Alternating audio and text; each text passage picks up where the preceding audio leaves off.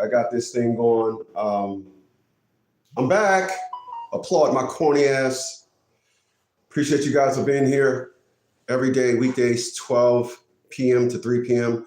Eastern Standard Time. I'm gonna jump right out the gate. Damn, individuals jumping on the live. I'm broadcasting right now on 3 different platforms. I'm gonna jump in and say this. 2 things. Number one, I'm gonna show y'all a picture. This picture right here was taken the day my dog, I was going for a ride in a BMW 850, which is a coupe, and she jumped in the car to go with me.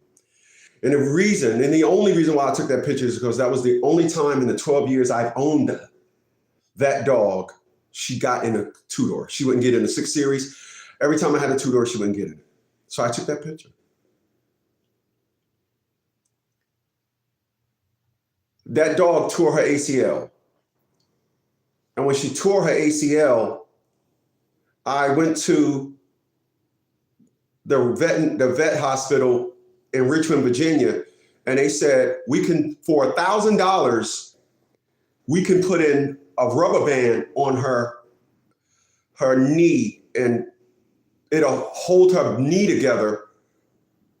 She'll walk with a limp, she'll be up, and I didn't see the thumbs up in that.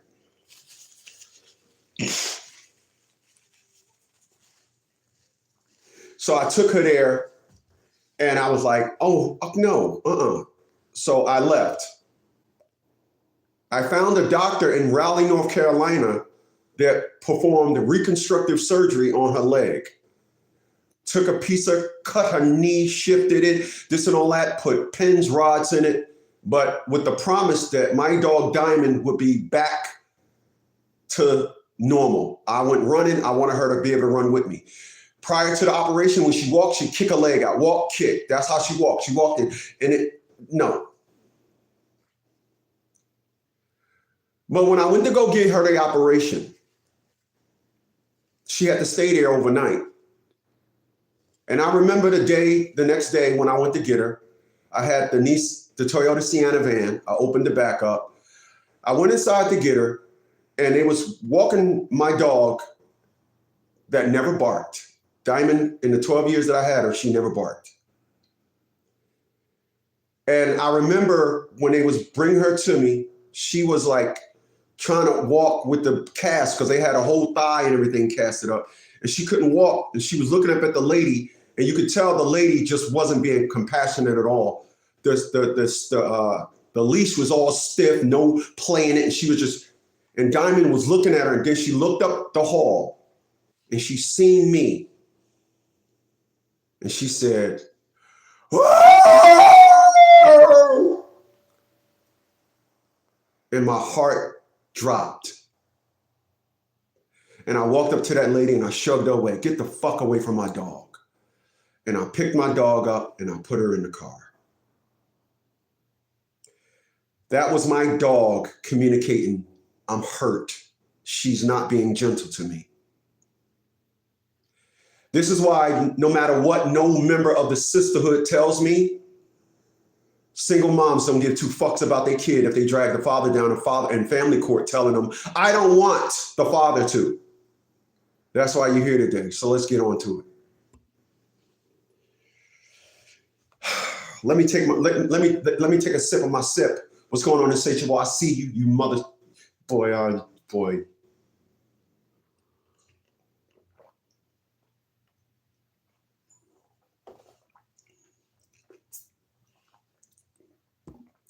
And before I start, I just want to say special shout outs to the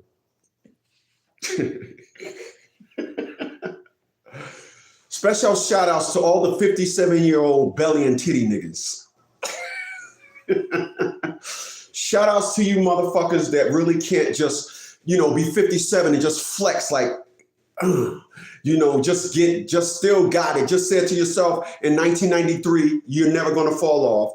Remember, y'all, I was the motherfucker that was 17 years old with a caddy. Everybody else except Slugger and my dad had Fords and Buicks. I had a Caddy back in the 80s when Caddies was Caddies.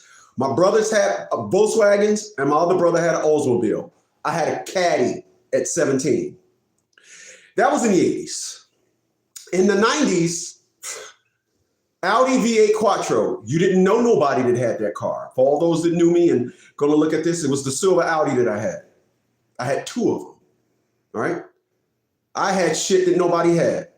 I told y'all motherfuckers then I would never fall off. I'm 57 years old, 30 plus years later. How the fuck you like me now? Applaud my corny ass. Where's the applaud? Oh, no, that's the dying. Oh, shit. Hold on a second. Applaud my corny ass. Where is it?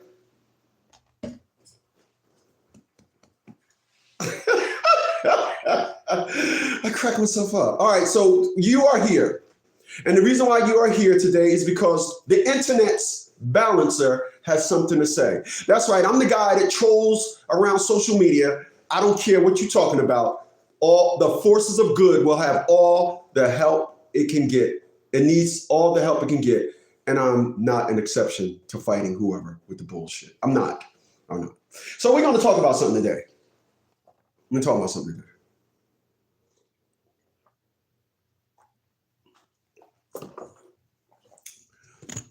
We're going to talk about the buffoonery that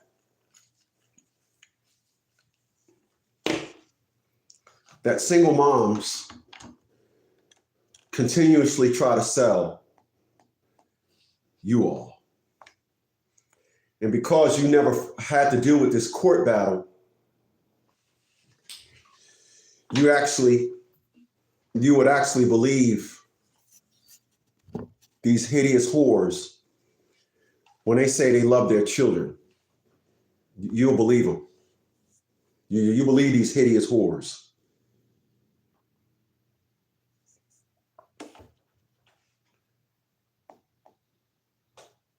So we're going to talk about that today. People, I'm going to tell you something. I watch social media to stay in touch with the pulse of people, because I don't have any friends. I use social media to stay in touch with the pulse of people. So if I tell you that I use social media to stay in touch with the pulse of the people, then I should, let me put this back, connect this back up. If I say that I use social media to keep and then stay in touch with the pulse, of the people, then you should not be surprised at what I'm about to say. I don't believe, and when I look around social media, I don't believe that single moms love their children. I believe, I'm going to tell you what I believe. And this isn't far-fetched from what you see in social media. This isn't so far-fetched off from what you see. All right? So I'm going to ask you a question.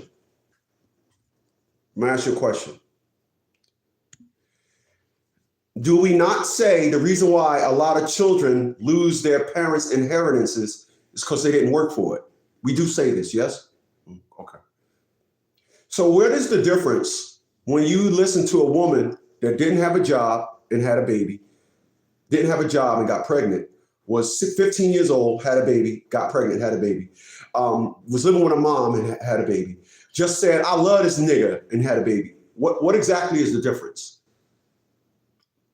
And what is the difference when she say she have said baby and then turn around and her and the father break up and then you think she's going to be all lottie-dottie? Nope. That child will now be the primary piece of the fuck shit that woman is going to execute. And you individuals run around here and say, that women love babies automatically because they're the mom.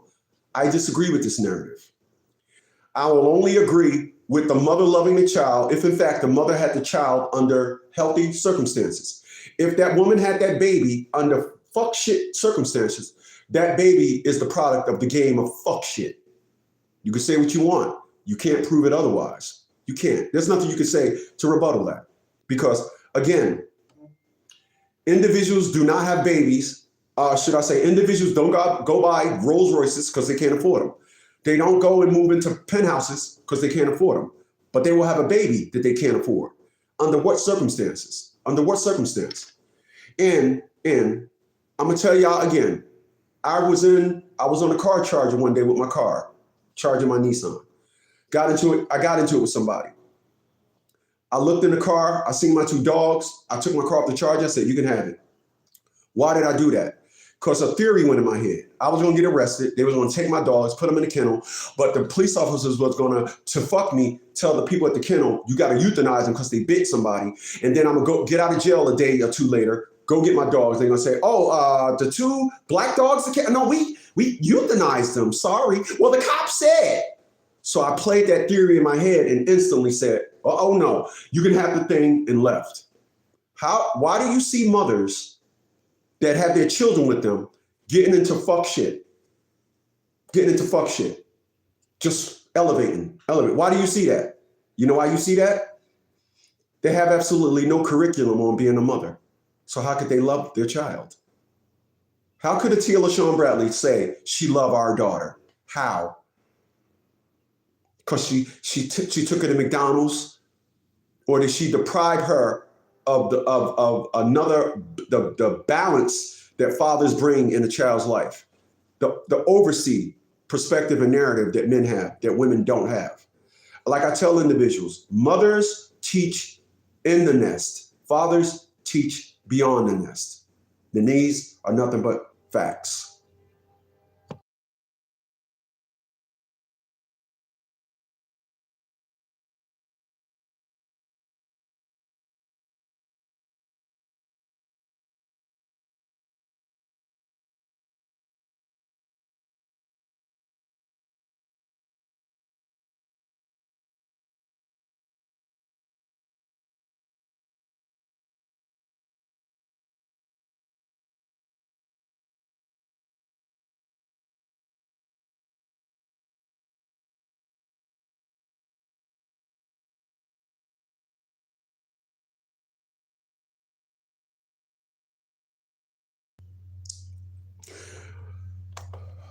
My man, Insatiable said, you're right, especially on those body cam videos. Kid be in the car and mom be acting a fool. Yeah. Mm-hmm. Yep. You see the video. You see the video the other day where the mother was an attitude, her camera, her view, had the kid in the car, the 15-year-old kid is telling the mom to chill out. Mother said, nope, get drug out of the car and everything. Now the sisterhood will disagree with this narrative, because I have absolutely no faith in a woman of color being able to properly give a proper, can analyze anything in its truth when it's concerning women of color. They just can't do it. But again, I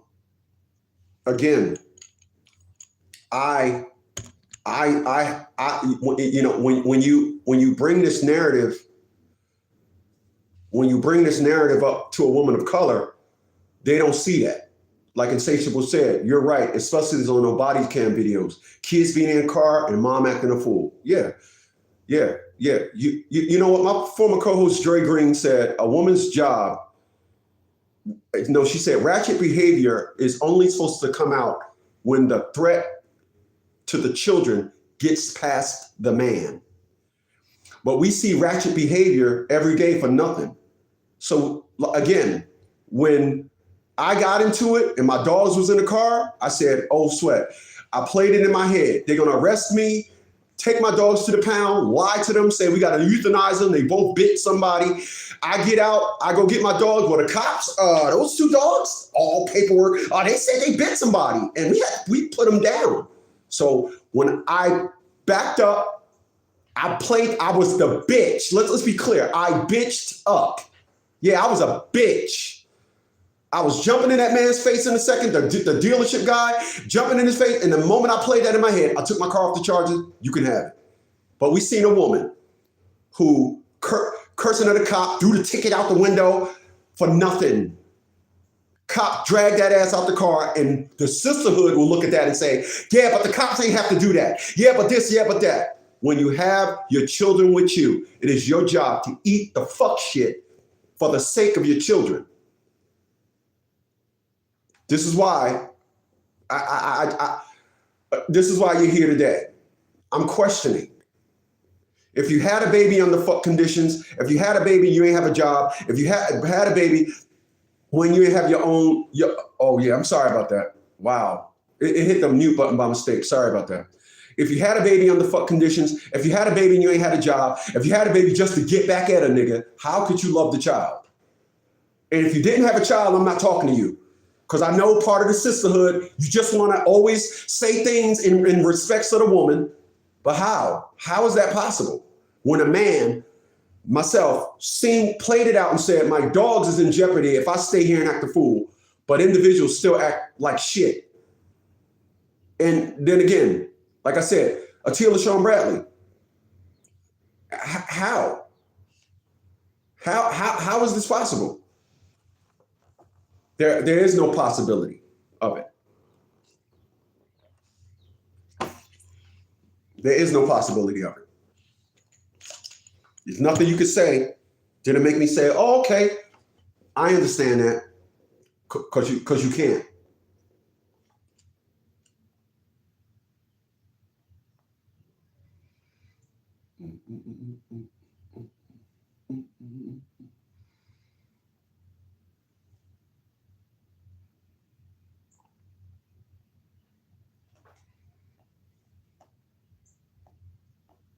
All right, so just to give you and put into perspective what I'm talking about, I'm gonna read off some stuff to y'all.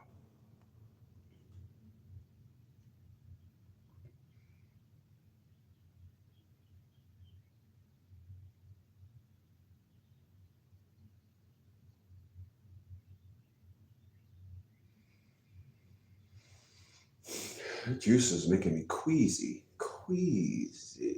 Okay, here it is. I have pulled up a report. There it is.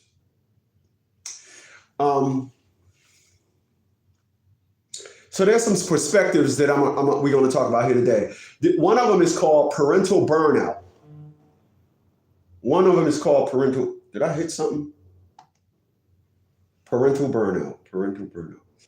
Parental burnout. Parental burnout. Okay. Hello. All right, I hit the mute button when I was strolling up this thing. Okay. One of them is called parental burnout.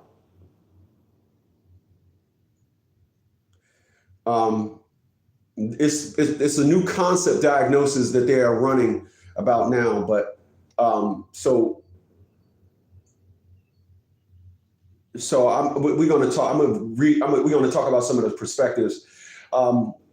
So one of the things what I did was I pulled up some studies concerning shaky relationships with mother and child, and the one that women want to hide behind is postpartum depression.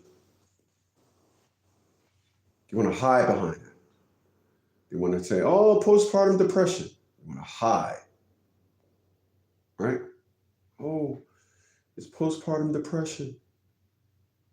So they want to hide behind it. And if you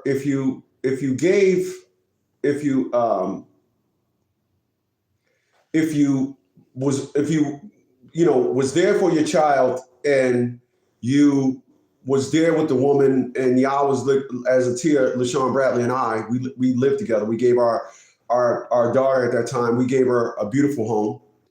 Pocono Mountains, we had a beautiful home. People used to come to our house and be like, this house should be on MTV Cribs. We had a beautiful home. And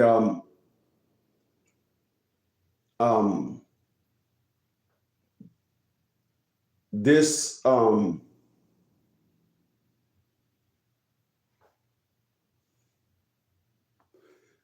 this Hold on.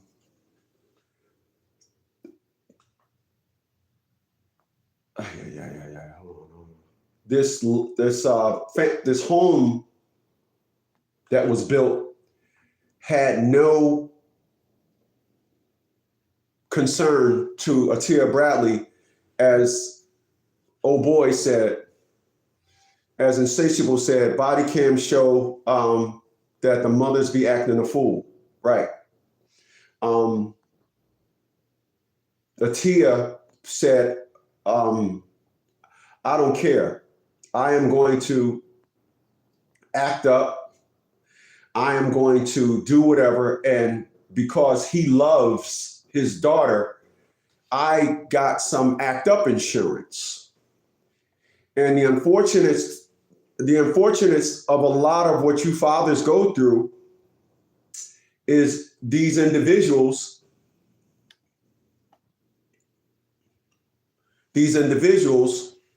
they want to implement, I got father's cup insurance. And because they have this, you'll be asking yourself, why am I going through this? What's you be asking yourself, why is she this and that? Well, this is what I try to tell a lot of my clients. You're not fighting your child's mom because she wants to fight you. You're fighting your child's mom because you indicated to her you're willing to fight. That's the only reason why. You're not fighting this woman because she want to make you fight to be a father. You're only fighting this woman because you said to her, unbeknownst to you, I'm willing to fight.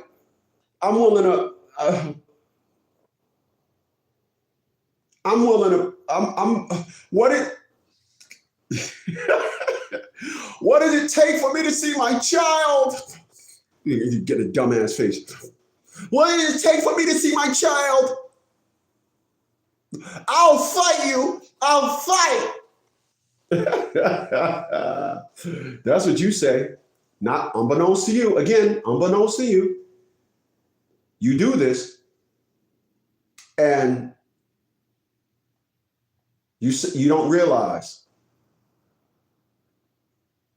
You just subjected yourself to fight for many and many a days. But we're talking about, let me see.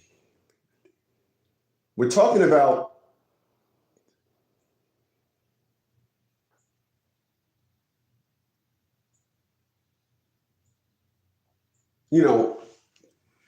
I personally don't think, I don't think mothers love their children. I don't think mothers love their children. I think it's a lie. It's a facade. It's some nonsense. It's some bullshit. I just think that a lot of us, unfortunately, have been suckered into this perspective and narrative about life. And we have said things like the mother's love for the child. Those days are gone. They're gone. If your perspective and narrative is the mother's love for the child, I mean, I hear you. I'm not buying it. And listen, I want to be clear. I don't care no more. I am comfortable within myself to know and can identify where I went wrong and understand the nature of a woman. You're not supposed to be just like, listen, and I'm going to say this because society has given women this unmistakable flaw. Society has given women this unmistakable flaw on who and what they are. That's what society has done. Society has told women, I'm gonna need a minute. Society has told women that they are strong.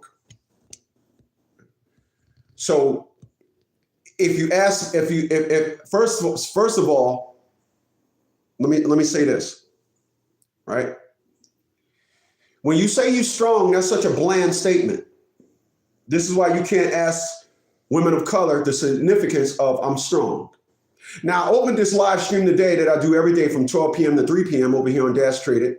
I opened this live stream and I made fun of, I said, I'm 57 years old. And I made fun of the titty belly niggas. I made fun of them. I said, you titty belly niggas, right? But if you ask a woman of color, what exactly does that mean when they say they're strong? They'll say, because I take care of my kids, I take care of my house, all the things that you're supposed to do, they claim is strong. But let me tell you what's strong, and I never said it up till today. And let's be clear, today is the 26th of March, 2026. I am strong because when I lost my family and had to fight, I wanted to kill myself. But strength brought me back out of the abyss. Not God, believe it or not, but my dad. I just could imagine just offing myself and my dad saying, my dad kicking my ass in the afterlife. I didn't do it primarily because I did not want to disappoint my dad. I was not thinking about me. I was thinking about hurting my dad. So when I hear individuals say they're strong and their strength are based on things that you're supposed to do, not strong is not opening your fucking legs, having a baby with a fuck nigga, you not having a job, you living with your mom, creating a fucking shitstorm of narratives and then claim you strong. If I say I'm strong and the person is skinny, he gonna say, yeah, I can tell you strong. Look at your physique. Yeah. But if I'm strong and I'm standing next to Arnold Schwarzenegger in his prime, he'll say, silly fool, you think you're strong. I take you on the bench. And that's just the truth. But this is where we're at. And I'm gonna tell you something. I'm gonna tell you something. This if y'all don't mind. I'm gonna tell you something.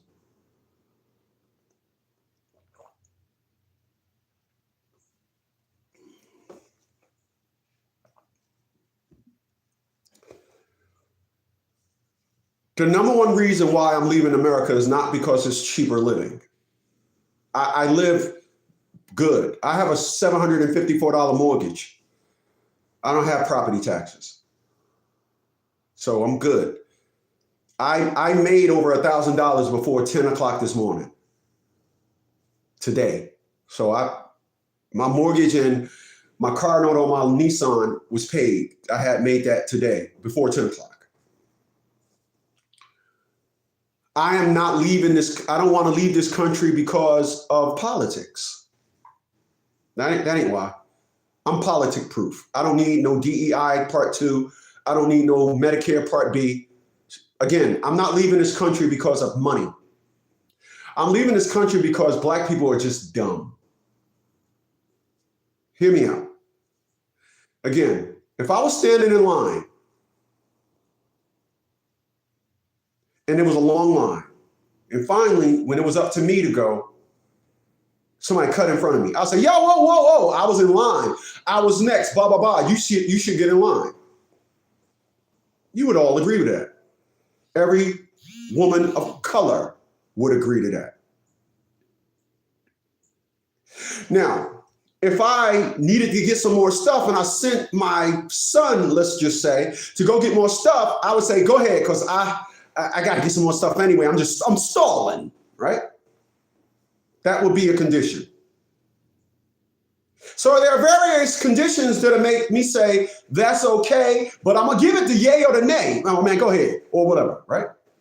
You agree with this, right? People, I have been all around the world. I have been in many countries. You cannot enter no country illegally. One of the briefings that we got when we landed in Operation Desert Storm, if in fact you break local laws, this government will turn you over to local officials. We are out of our jurisdiction. It is amazing to listen to Black people be so dumbfounded to say, you voted for somebody to put you first. They're not putting you first. They're putting illegals first, but you don't care because Donald Trump is racist. So I would ask anyone, especially the sisterhood, in what condition is allowing, do you think it's okay for you to vote for somebody and they put somebody before you from another country before you? What's the condition? I gave you an example with the cutting in the line. I said, and I quote, I'm stalling. My son went to go get some more stuff, so you can go ahead because he ain't back yet. Please leave your comment below the video. What condition is a good one? We have asylum. You can walk into this country and seek asylum. Every country has that. How do you think we invented the atom? No, let me take you through history because everybody claims they're as smart as me because they look at the TikTok. When Mr. Hitler fell, what do you think happened to all his genius scientists? Anybody? Now, I didn't Google anything. You notice I'm talking in time. We gave them asylum here in the United States. And they worked with Mr. Oppenheimer. You seen the movie Oppenheimer? There's another individual named, I don't know if I'm pronouncing his first name. His name was Donovan Braun. I'll kind of like the last part, Mr. Braun. Mr. Braun used to be down with your boy. All hell Hydra! All hell Hitler. He used to be down with him. But he got asylum here in the U.S. and we gave him citizenship here in the U.S. We'll give you citizenship, but what could you do for us? Oh, you can help us build an atomic bomb? Bring his ass. Let that motherfucker through. So when the Japanese bombed or bombed Pearl Harbor, we said, Mr. Von Braun, you sure that motherfucker gonna work? Is it gonna fuck it really? So when they drop it, they should say, oh, we need to drop this out of a plane. Oh, we can't just set the bomb and be on a motorcycle and dip off. Okay, so we dropped it out of a plane. And let's be clear. When the gentleman that dropped the atom bomb said, of course, they were up in the air 10,000 feet. By the time it hit the ground, they were 5 miles away and still felt the shock. Now, because again, I don't have to Google shit. People fucking challenging me on intellect. Jesus Christ. Give me my corniness, bitch. Anyway, I'm getting off topic. When we bombed Hiroshima, Nagasaki was not part of the plan. But what happened was our president, Mr. Eisenhower, or Mr. Truman, Intel tells us that the president of Japan is saying, we will be victorious. They dropped a bomb on us, but we'll get their ass back. Just like we was victorious in Pearl Harbor. We're going to get them motherfuckers again. Our president said, oh, really? Mr. Von Braun, you got another one, right? Yeah, load that bitch on a plane. Give my intel, what's the best place to park this bitch? Nagasaki. All right, tell the pilot, set the coordinates to Nagasaki, hit the motherfuckers off with another one. Bomb them again. Intel, what do you got? We don't surrender to the U.S. All right, tell the motherfuckers to come home. We good. That's how it goes. I know I kind of went a little more left with it, but I was just really showing off the arrogance of my intellect. I kind of do. That's what kind of a nerd, us nerds do that. We get excited about shit you think is corny. That's why when it's time to talk about shit that actually makes sense, we be befuddled at how you think you can talk about the shit with us. Like I tell you want to challenge me on something, go get your Google, get your Siri or whatever the fuck. I don't need nothing. I'll bust your ass just out of shit I got in the dome. I'm sorry, I got off topic. Y'all don't even be telling me to get back on topic. Y'all just, I can't stand y'all motherfuckers. Yeah, you know what? I realized something with y'all motherfuckers. I be getting off topic. I be going on. I be nerding out. Y'all don't even say nothing. Y'all don't even come under the thing. Yo, Chris, chill.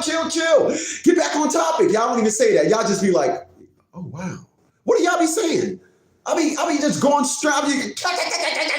Y'all don't say shit. But I appreciate it. I do. I just do.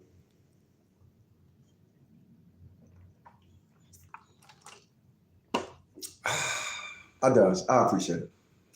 I'm gonna tell y'all about something that happened yesterday. You guys don't mind? I'm gonna drop this on y'all. I'm gonna drop this on y'all. Then we're gonna talk about the various things. Yesterday, for individuals that see my live stream, you seen that I was .fly. I had the top down. I had on all white. I had an all white suit on, beige fisherman hat, beige something Nikes. I don't know what Nikes are, but the sole was like that thick, and I'm looking fly. And so I goes and get me a coffee and a donut, as I do every day. I goes and get a donut and a coffee. I goes and get a donut and coffee. When I pull up, there's a woman there. Both of her doors open and her hood up.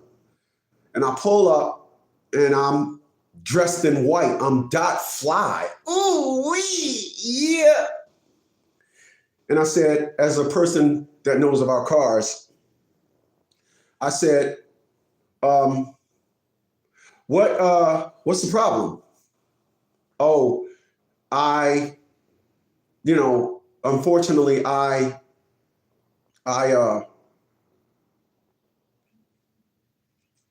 she lost the cap. She had to put oil in her car, and the cap fell down in the car. So I checked the skid plate. So I took my jacket off. Actually, I had the girl come out because by the time I pulled my sleeves up and reached down in there, my hands was black. So a girl came out. I said, "Excuse me, could you pull my it was overhead, so I had to pull it out." She pulled it off. "Could you just sit it in the car for me?" I ended up telling the girl, "Get a jack." I jacked the car up, pulled the bumper back, the wheel lining, took the wheel lining out, looked under there. I was with the woman for about an hour and a half, trying to get her. I said, "Google, find a video and find out what YouTube video so I could take the bumper off, see if it's behind the bumper." This is her oil cap. She went to put oil in it and it fell down in the engine. It wasn't nowhere. Again, I didn't end up taking the bumper off, but I took the lining out over the wheels. I said, "Oh, I can get through with the lining." Took the lining out, put my hand in there, all the way in there, like, damn, it ain't in there. Jacked the car up. I literally put her jacket on the ground with white on, crawled under the car. I'm under the car. Put my hand up and shit under the car. Like, what the? I said, "You might have to call the auto parts store and buy one." Finally, she did. They had one. Woman gave me a kiss on the lips and said, "Thank you. Here, take my number, call me. Thank you so much." Let me ask you a question. Do you think that woman was black or that woman was white? Do you think that woman was black or that woman was white? Do you think she was black or white? Black or white? Anybody?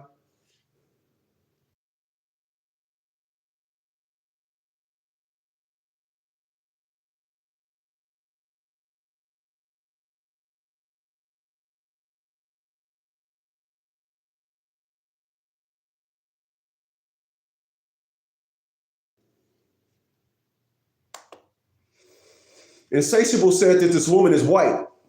Just right quick, why do you think the woman was white? Why do you think the woman was white? I want to be clear. Insatiable said that he think the woman is white. Why do you think the woman is white? Honesty, please. Give me honesty. Honest answer. Why do you think the woman was white?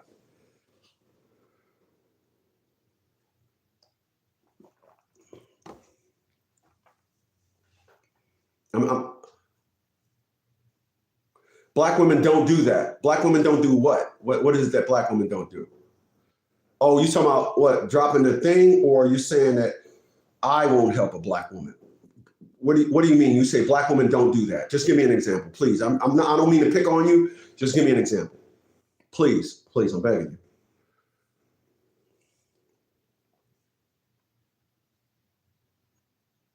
you. And I appreciate you answering, by the way.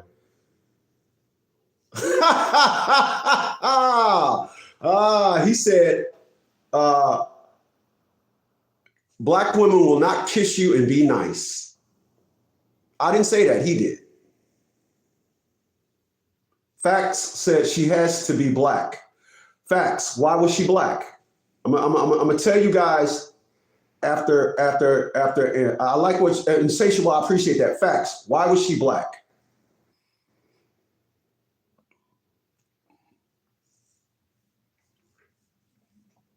Tell me it's not just a dream, and this it is my heart believes that you are mine, and this is a real kissing you. I seen a video that Martin Lawrence and Keith Washington actually had a beef in real life. Keith Washington said Martin can fight.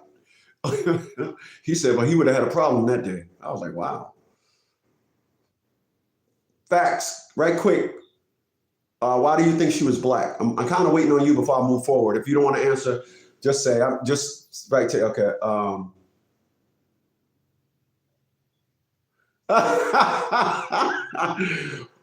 Facts says she had no concern for you getting your white clothes dirty. Actually, she was like, oh, wow.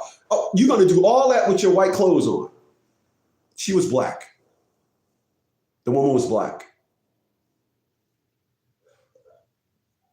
The woman was black. Why did I help a black woman? I love black women. The amazing thing that I will never understand about women that actually know me is when I say dumb things about things that how dumb black women are, they actually got to rebuttal it. It ain't all black women, this and all that. They know where I'm coming from with it. They never hear me when I say, I don't know a ratchet black woman. All the women that I know, all the women that got my phone number are zero ratchet. They are the traditional woman. They have some modern in them, but it's not overwhelming modern. They change with the times concerning taking the place of the woman, but they are not a Shaquita bounce your ass bitch. I don't know a Shaquita bounce your ass bitch. I don't know them. I don't. You definitely ain't gonna have my number if you do. But yeah, it was a black woman. And I wanted to say to her, right, do a video, this thing that y'all saying, black men don't help, this and all that. Black men do help. We do. We do. I didn't want nothing from it. I wasn't doing it to expect nothing. I'm a mechanic. So I knew when she said the lid, I just knew where to look to try to find it. She ended up getting in my car. We ended up going to AutoZone. And then here's the funny thing. We goes to AutoZone and she said her sister gave her the car. So we goes to AutoZone and they're like, which one do you have? She was like, I don't know. I said to the guy, why do you need to know which one she had? Oh, it's asking. I said, well, just as a mechanic man, I said, just run the parts number, see if the parts number is the same across all of them. She on the phone with her sister. We don't know, blah, blah, blah. I said, my man, just do me a favor. Run the parts number. Just run the last 4 digits of the parts number on all three different sizes. And then he did. Yeah, they're all the same. I said, my man, that's what happens when you're me. And this is what women would have benefited from, But the sisterhood got different requirements nowadays. You got to be, I work for the government, so you got to work for the government. I know, listen, I'm going to tell y'all, I'm going to end this segment by saying this. I am more appreciated from a woman up north.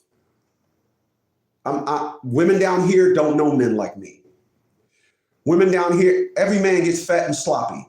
Every man got a pickup truck or a fucking SUV and it's big and they think I'm fond of sports cars. But a woman I would say I work for myself down here and women think of, oh, you got a lawn care business. Oh, you got, you selling something at the fair. You're struggling. I don't own struggling cars. You're this or you're that. Women down here in Virginia are not like women up north. Women up north, if you say Michael Kors, they'll be like, Is that the designer I seen in the bubblegum machine when I went to buy my clothes? Down here, Michael Kors is top notch. Down here, Michael Kors is this dap. Oh yeah, you got Michael Kors?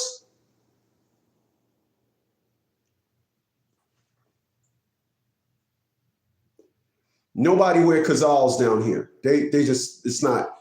Motherfuckers, I got 2 compliments on what I was wearing yesterday and about 6 compliments on my car and about 3 compliments on my glasses yesterday. It's like I walk around here and I'm a unicorn. Down here, all people know is I work for the shipyard, I'm a truck driver, or I work at the plant. That's it. Up north, when you're 15 years old, you seen in the movie Notorious, you hustling, you making money. It's how I brought a Cadillac at 17. All my other friends and my brothers, everybody else had Fords and Buicks. I had a Cadillac when Cadillac were Cadillacs. My dad and this dude on the block named Slugger had a Caddy. Everybody else had Buicks, Fords, Oldsmobiles. I had a Caddy because I was hustling. Down here at 15, they fucking their cousin. Down here at 15, they playing catch the pig. Where I'm from, we get it in. I'm trying. Women don't know men like me down here. This is why, you know, I'm talking to individuals and they're like, so what did you do with that? Oh, I still got that. I'm sorry, you still, this is why they can't see me. They can't see the fact. This is why women down here, they look at, they only know the image of men from down here. A motherfucker fat, old, little chubby when he was younger. Then he got old, fat, and sloppy. They don't know. I'm a unicorn down here. There's motherfuckers up. When I look at my pictures of my friends on Facebook, they still got it. Ain't nobody get, the percentage of people that got fat and sloppy up north is not half. Down here, everybody get fat and sloppy. This is why, you know, I did myself a great injustice thinking I was going to, coming down here thinking I was going to find a wife. Women down here aren't wired for a man like me. They just have no idea. Well, if you work for yourself, how you going to make money? I'm going to end this segment and say this. I can make $60,000 on my own. And that's how much I make a year, by the way. I know I never...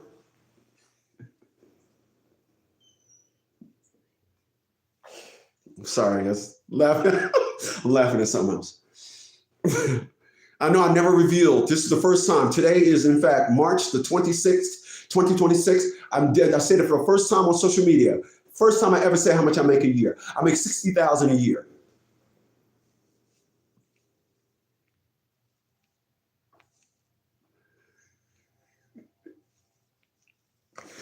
But I was just tell you this.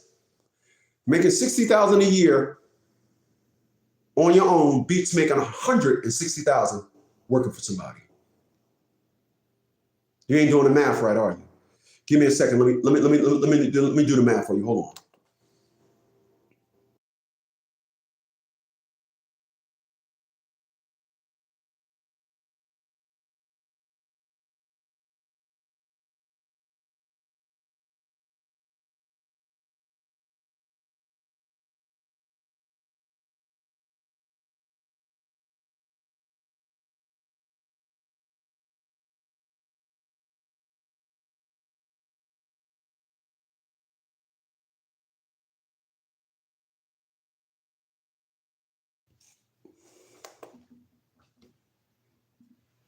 I asked a friend of mine that works for himself as well, 20 plus years, over 30 years, actually, excuse me.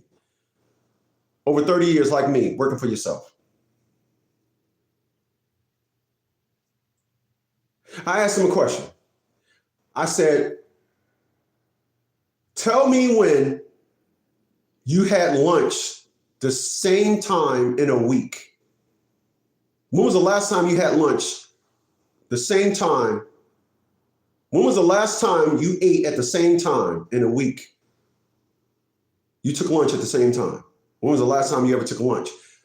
Twice in the same day on a week. Had lunch, Monday and Tuesday at 11 o'clock. When was the last time you did that in a week? Twice, 2 days at the same time. When was the last time? He said, Smitty, I don't think I did that in 20 years. I've never done that. When you work for yourself, the balance of your life in the palm of your hand is a beautiful thing because nobody tells you what to do. And that is priceless. Being able to do things on your own time, again, that is priceless.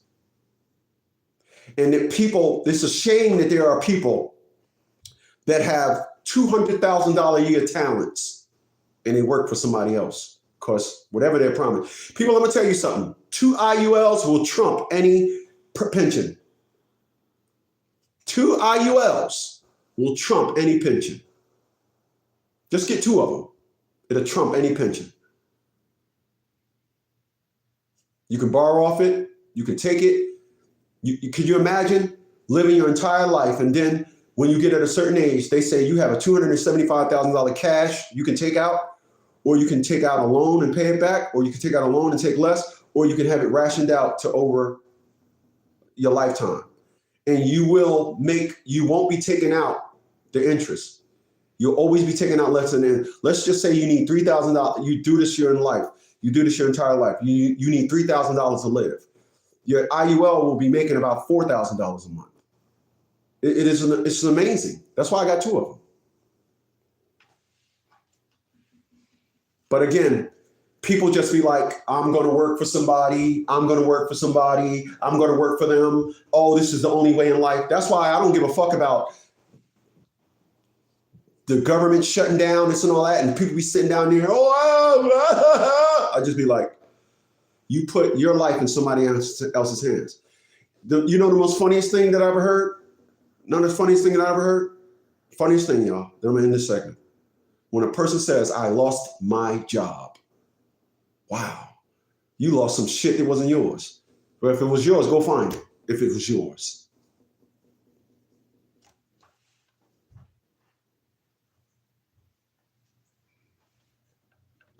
My man Insatiable said I will never be able to do all that. So let's be clear. So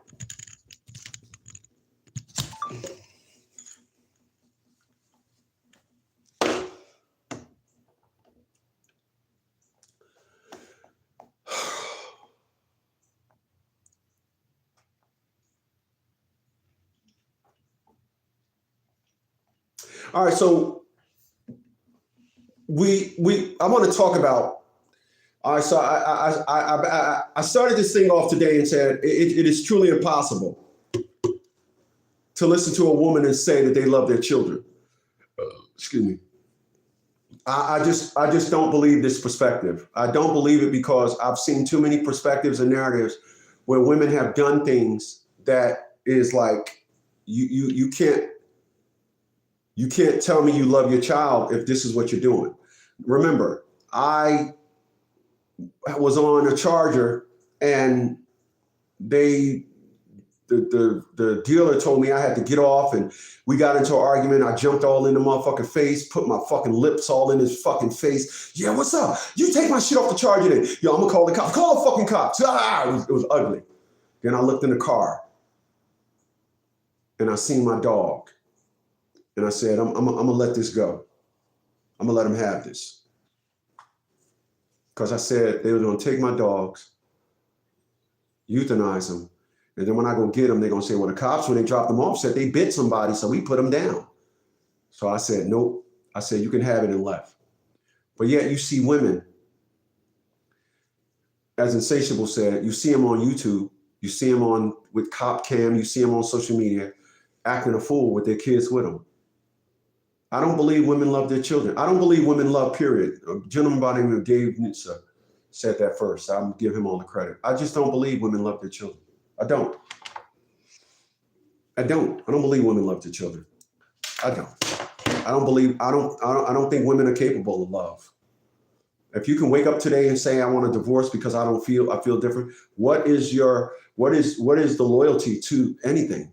If you can wake up tomorrow and say, I want a divorce because I'm not happy, what is your loyalty to anything other than yourself, other than what you're feeling at the moment? You can't dispute this. I mean, you can listen to a woman and try to make a claim for it, but you can't dispute this. You don't love you don't love your children. How? If you can wake up and say the man that's helping you raise them is now the enemy. I seen a video, and that video said, I have to give her, this is the first day of me after I put my husband out. No more toxic man, no more breathing heavy, no more doing all this by myself, no more. And it's just a long list of things. I'm like, damn, did he do anything right? Of course he didn't today, but he did in the beginning. He got you to spread your knees, but now all of a sudden he's the worst.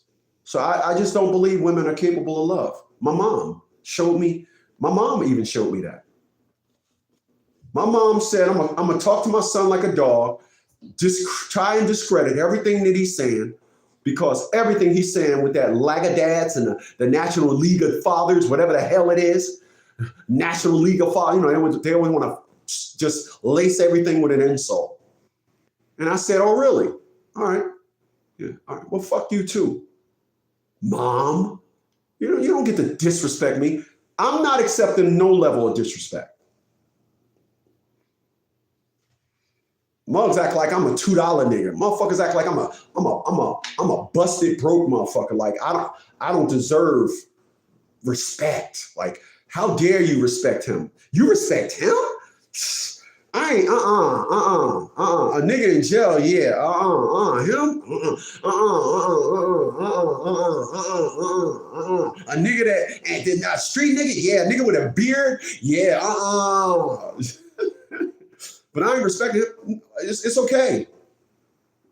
But as I tell individuals, and I will behoove all of you to do as I do, when you get into it with one of these creatures, but when it's all said and done, make sure they're mad and not you.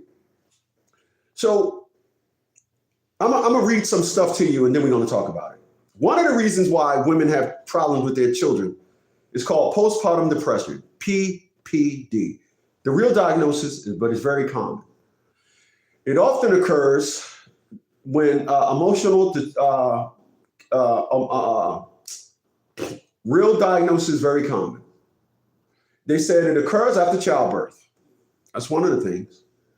And it can include emotional detachment,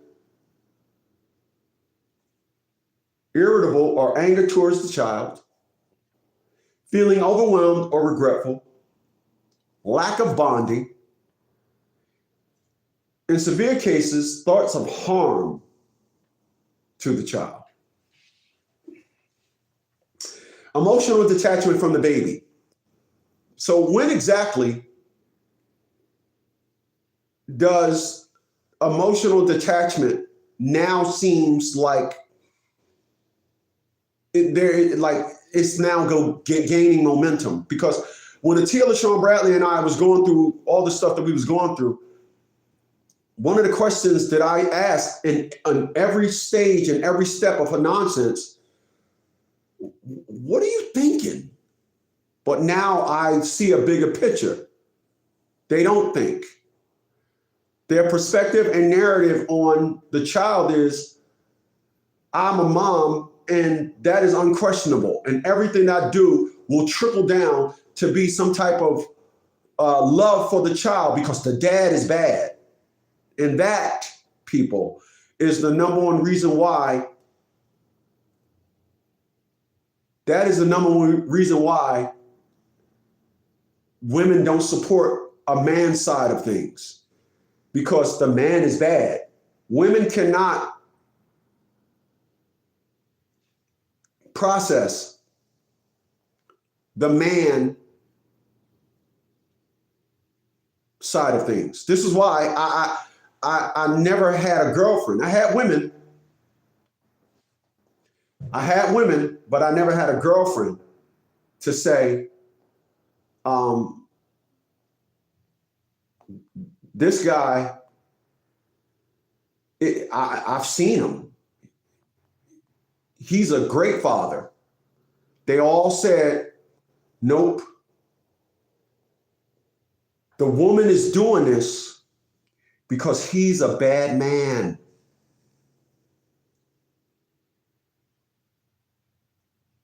Mm-hmm. He's a bad man. That's why that's why they didn't believe they didn't believe my side of things.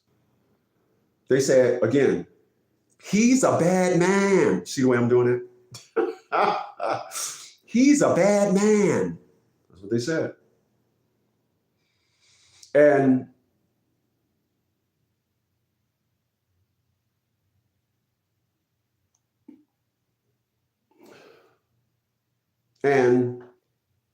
because of that,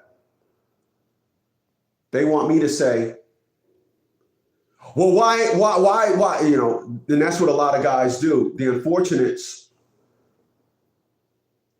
that what a lot of guys do, a lot of guys, they allow someone that never been through this to give some type of input that they now are going to start having to defend. This is what a lot of guys do. A lot of guys, you get into things and you allow people that have absolutely no type of experience in your issue, but you allow them to tell you how you should feel, and then you go and you say, oh, and you go back and forth with them. And the basis on how they feel about it has no merit because they didn't go through it. This is why, like I said, I will never talk to my mom again, ever. I don't care nothing about her. You are not allowed to speak on it. When I tell you about the experience, that's when you say, oh, you only know about this from this perspective because of me.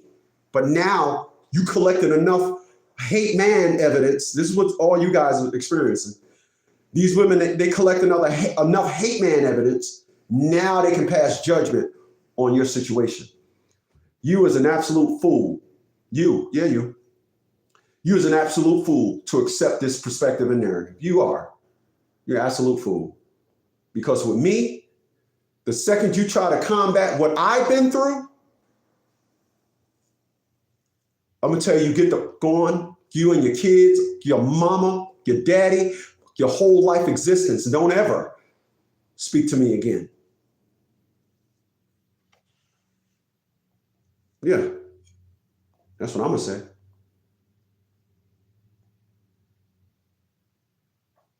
That's what I'm gonna say.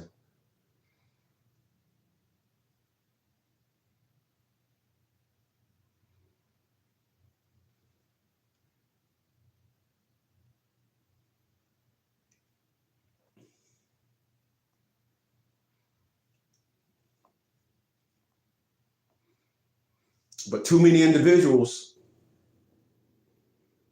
they run around here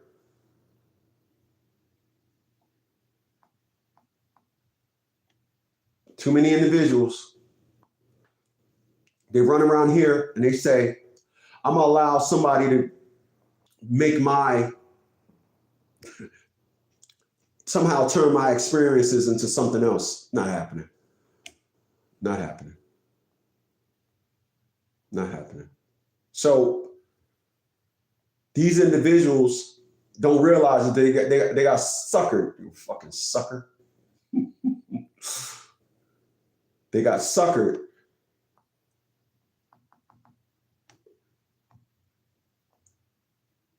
They got suckered into allowing a nobody, a 2-bit shit to say, "Oh yeah, you get the comment on what I'm going through." No, you don't. So allow me to continue. Allow me to give you some more substance on this hideous perspective and narrative. So they are saying that postpartum depression occurs after childbirth. I'm going to read some more stuff that's going to give you a perspective on this. It's going to say this is long after birth. Of course, this is the census, actually. Emotional detachment from the baby. Irritable or anger towards the child. Feeling overwhelmed or regretful. Lack of bonding. So let's talk about that. Feeling overwhelmed or regretful. I'm gonna talk about that for a second. How many times have you brought a car, $700 a month car note, and then 3 weeks later you're like, damn, I brought a car with a $700 a month car note. But when you brought the car, you was thinking about all the praises and props you was gonna get when you got the car, yeah? You was like, oh yeah, they're gonna like this. Yeah, I'm gonna be at the light shimmying. Oh shit. Oh shit. Oh, look, check this out. Look at the top. Oh shit, that shit. Yeah, it's gonna make the transformer noise. Oh yeah, the roof gonna go down. Check out the wheels. Yeah, motherfucker. Yeah, I'm got jiggy chilling. 3 weeks later. Now you're like, wow.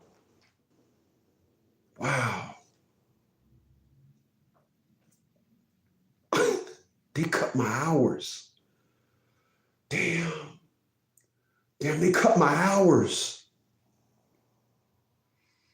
Damn, what am I gonna do? Feeling overwhelmed or regretful. Overwhelmed. Now let's be clear.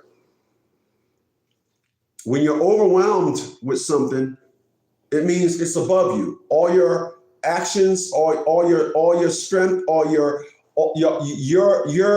at your strongest point, it's too much for you. At your strongest point, it's too much for you, because they say they're strong. And now you're regretful. I should have never had this baby. But I assure you, individuals that make $60,000 a year, we don't care about a $700 a month car note. As a matter of fact, mine is 800 and little like 830 for two cars. And there's no regret. No regret.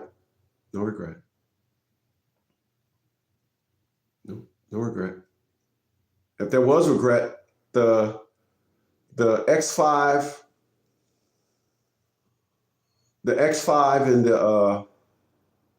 the X3, and I would have never brought the X5 and the X3 if I had regrets for the 2 car notes that I had after I purchased them other 2 cars. I would have never had them. I would have never got them. I would have been overwhelmed. So there was no regret. Still to today, on this 26th of March, no regret.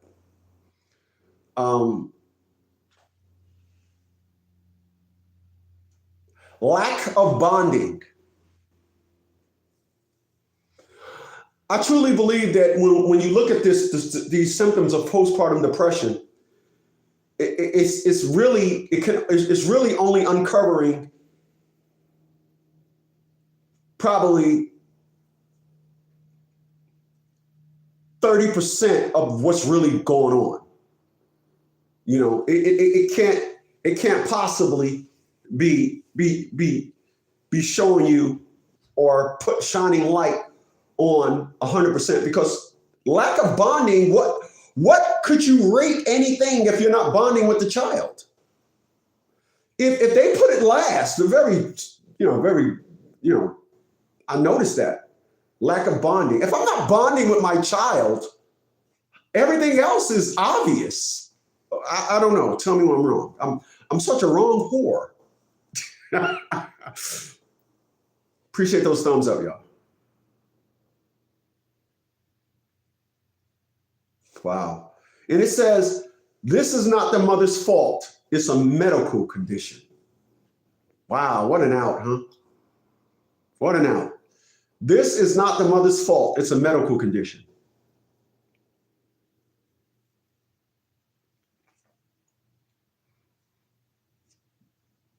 But these individuals will fight to keep the child under these conditions. Fathers don't have these conditions. Emotional detachment from the baby. How could anything exist if you're not, again, that's another way of saying lack of bonding. Takes emotions and bonding is hand in hand. Irreparable anger towards the child. Ooh, better get that child away from that mom. Feeling overwhelmed or regretful. Feeling overwhelmed and regretful is about the only thing that you could try and work with that. Give her help. Assure her that it'll be okay. Baby, I'm doing less hours. I work for myself. So other emotional, what could you do? Lack of bonding. There's nothing you can do about that. Nothing at all.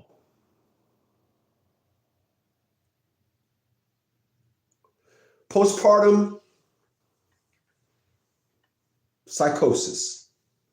Confusion, paranoia, extreme mood swings. Oh my. That's right up their alley. I mean, shit. They wake up and are happy about something. So when it's done to them, now it's a disease? Oh shit. Think about that. Think about that. Think about that. Think about that. Think about that.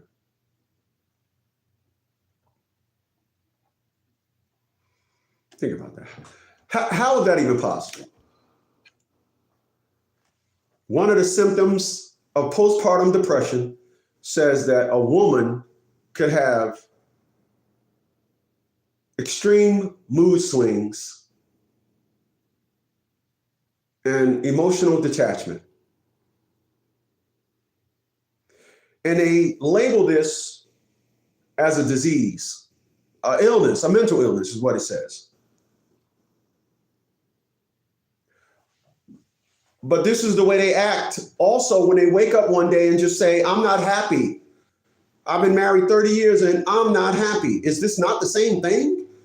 But there's no diagnosis for that. Again,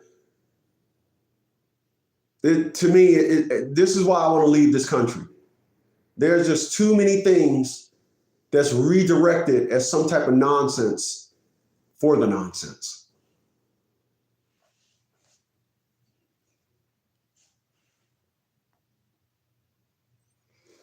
Oh, that's a good one.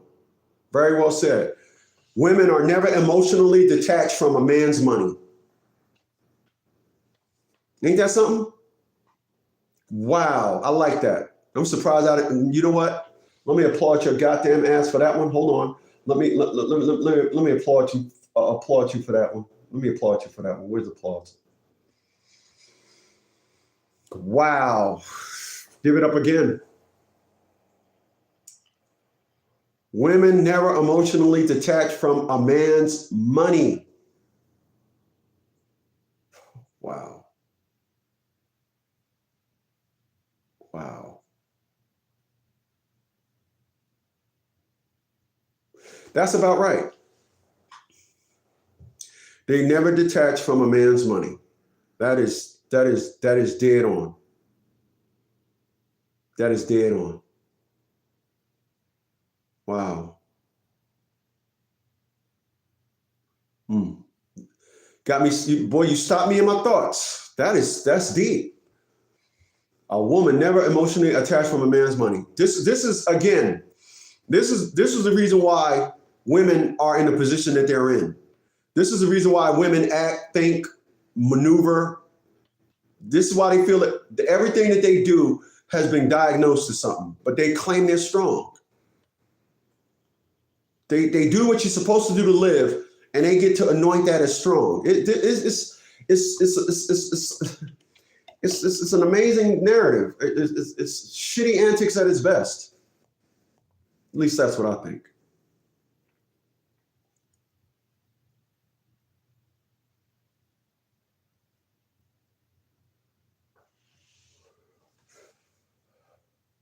Postpartum psychosis, rare but serious, it can cause the rejection or fear of the child.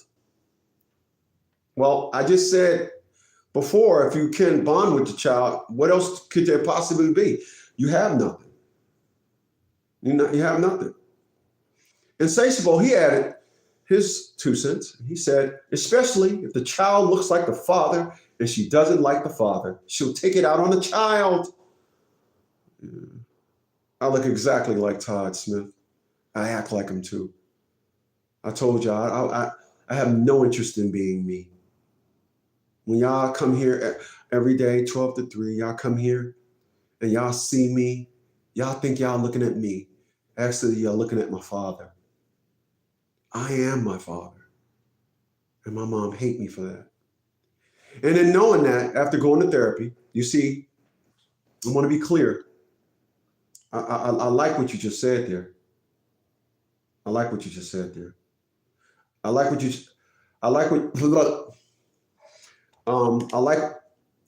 said there so much. I'm gonna repeat it through a small video on it. Insatiable said, if the child, especially, I left out the word especially. Insatiable said, especially if the child looks like the father and she doesn't like the father, she'll take it out on the child. Well, anytime the woman is in disagreement with the man, she ain't gonna like him. I got so many videos in my phone. Everything that I say, I have at least 10 videos of women saying the same thing. So when you say, especially if the child looks like the father, she doesn't like the father. If the child looks like the father and she doesn't, that's always a given. Then she'll take it out on the child. This is why I tell you guys, and been telling you for individuals that follow me, I am Todd Smith in the flesh. I don't know and not interested in waking up being me. When people see me and look at comments that I left in this and all that I'm only doing that because that's what my dad would have did. I'm just here chilling. I got a whole bunch of toys to ride and I got a great life. But I have to engage. I have to be Todd Smith. And my mama, she don't like my deity. Give me a second. My mama, she don't like my deity. And because she don't like my deity, nothing that I said to her that day in May of 2019, nothing that I said to her that day, she was trying to hear. Everything was so what? Vigor. Yeah, well, fuck you too. Sorry I exist. I'm sorry that I got a pulse. I'm sorry, Mom. I'm so sorry. But I didn't do shit to you. And I know the sisterhood don't see it that way. The sisterhood see it that it don't matter. That's your mama. Women didn't know how I was fighting to be a father in my daughter's life. Never said a strike on a Tia. It was always on me. When I have enough, oh, now I'm wrong. Oh.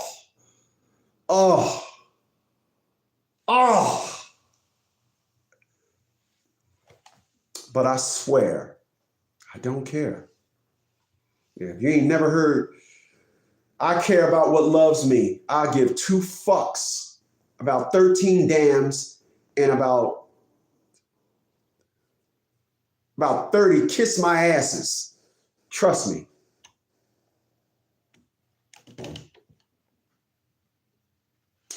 Attachment disorders, a parent-child bonding problem. Like I said, I keep redefining bonding, but if bonding isn't there, then you have nothing.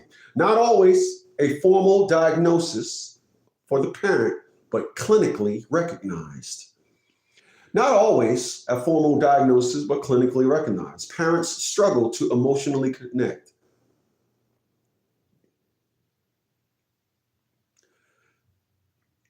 Parents struggle to emotionally connect.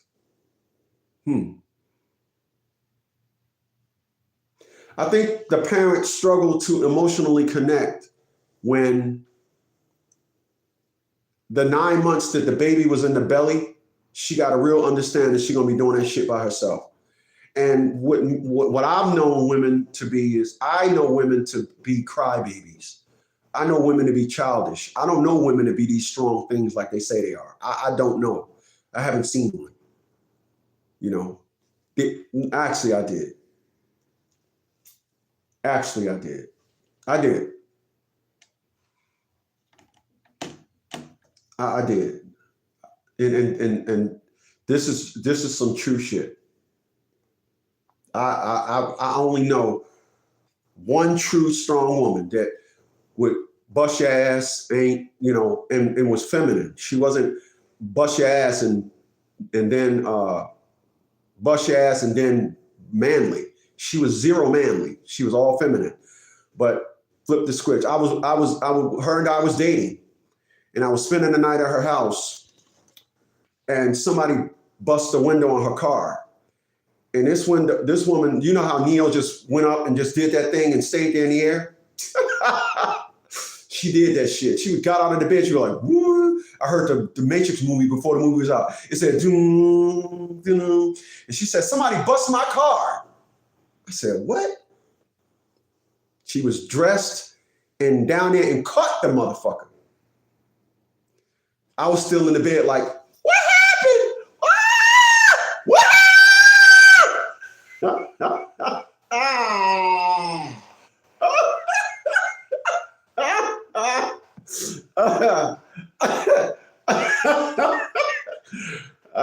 she didn't stop and say, did you hear that? She just popped out of the bed and pew! I heard the pew noise. That's the only one. All the other women I heard say, I'm strong. I'm not trying to hear that shit. I know women that have, the average woman that have a little girl mindset.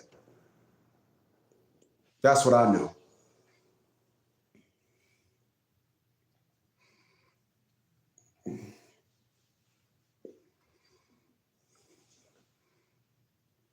Yep.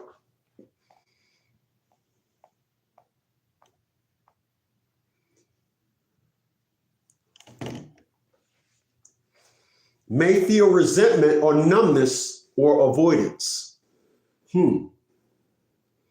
Again, this all happens in the 9 months that woman had that baby in her stomach.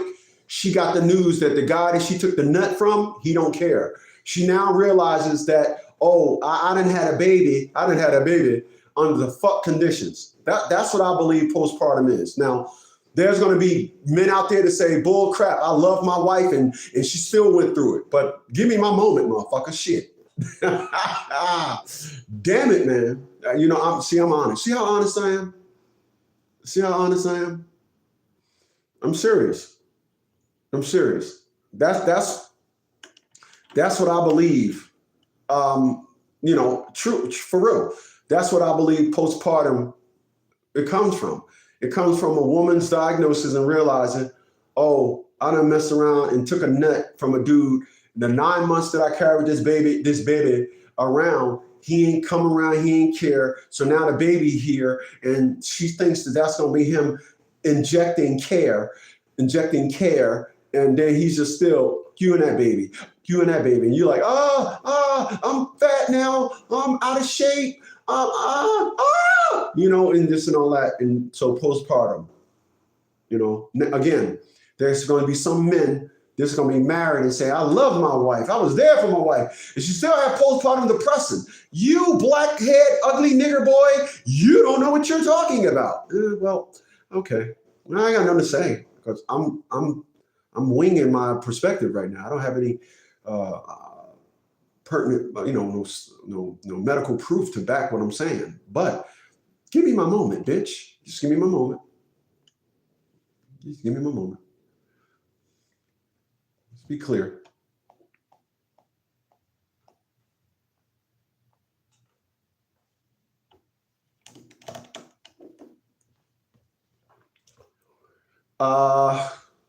They may feel they may feel resentment, numbness, or avoidance, often linked to trauma history, stress. Oh, there it is, lack of support. Unwanted pregnancy. There it is again, domestic conflict. Boom. In the 9 months she had the baby, she realized that this dude don't care. That's why I don't think it comes from a married man. Excuse me.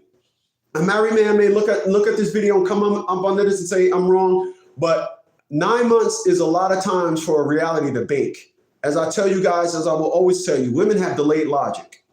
And when you have delayed logic, you will always not see things in a moment. Women, and the example that I gave when I said women have delayed logic, I was watching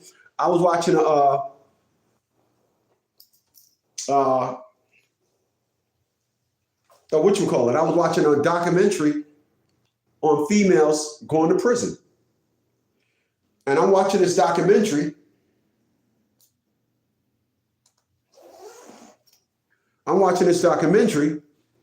And the lady, corrections officer, she's like, women come in here all the time laughing, laughing.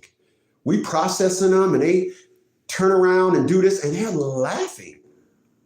And they're laughing and they got, yep, I got convicted. Yep, I killed them. My attorney is going to appeal. And then she said 3 days later, at night when the lights go out, they're in their cell crying. Surround sound, just crying. I'm like, wow. I'm going to get to that in a second. So, delayed logic. When they said guilty, that didn't do it. I'm talking about in the courtroom. That didn't do it. When they put the cuffs on her, and that didn't do it. When she got in the van to come to the jail, that didn't do it. Oh. When she got off the bus and they said, get in a straight line, that didn't do it. She's still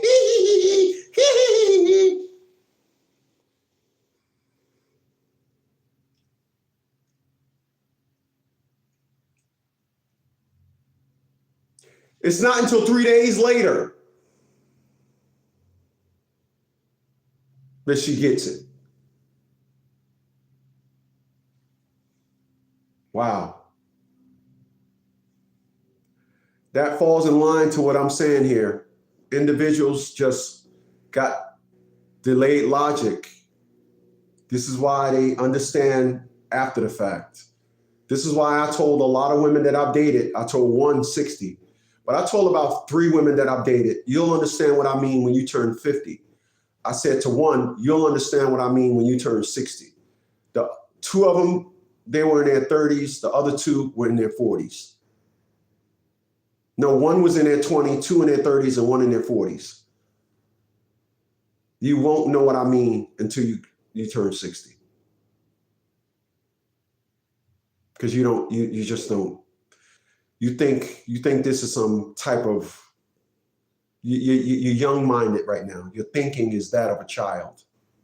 So that's what it's going to be. Stress is pretty much self-explanatory. Lack of support, stress, trauma history. I'm not going to touch that. Unwanted pregnancy, of course, and domestic conflict. No support at all. Guy, she sat down there, cocked her legs open too, said, I don't want this baby. This is what he said. He said, I don't want this baby.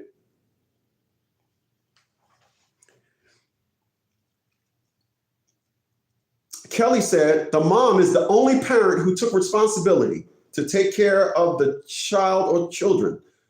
There's millions of dads who left their kids. It shows who really loves them. Just care for them. Forget her.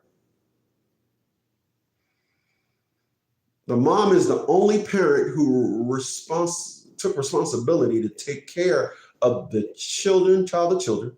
There's millions of dads who left their kids. It shows who really loves them. Wow. Kelly, are you a female? Are you a female? Because Kelly could be a guy or a girl. I'm just curious. Kelly, are you a female?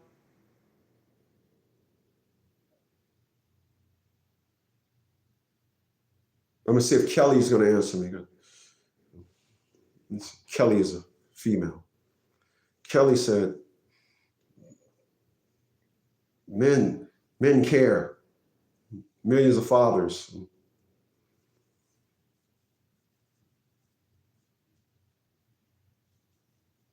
The mom is the only parent that took responsibility to take care of the child or children. There are millions of dads. God damn.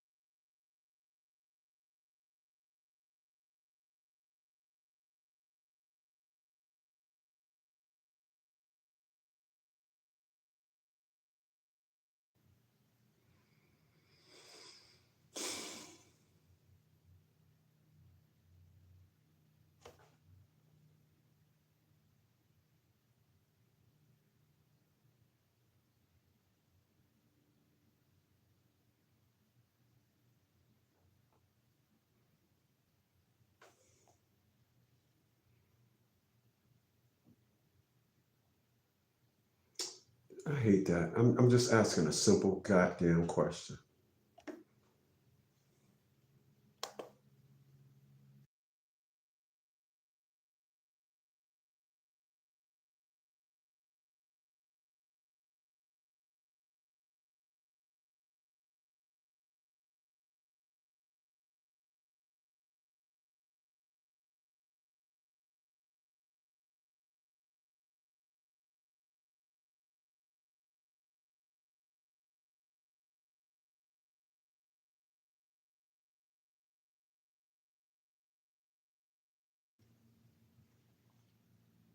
All right, so I guess Kelly just wanted to bless us with that perspective and narrative to put her 2 cents in or whatever, and then tuck and run like a good chick, you know.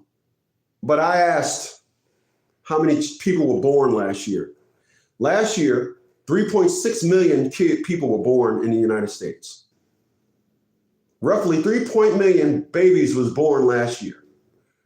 According to Kelly, millions of guys ran off and left their children.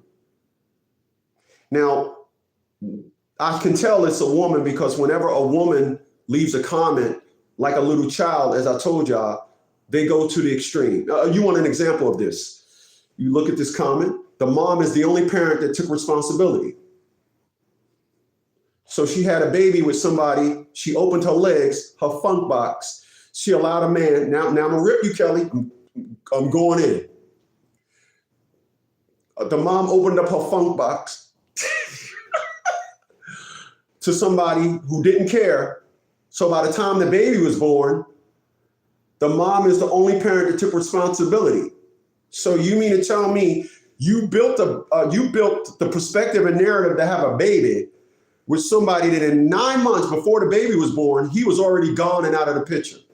So what Kelly needs to redefine her perspective is, this is what she needs to do. Miss Kelly, again, I asked you, were you a man or a woman?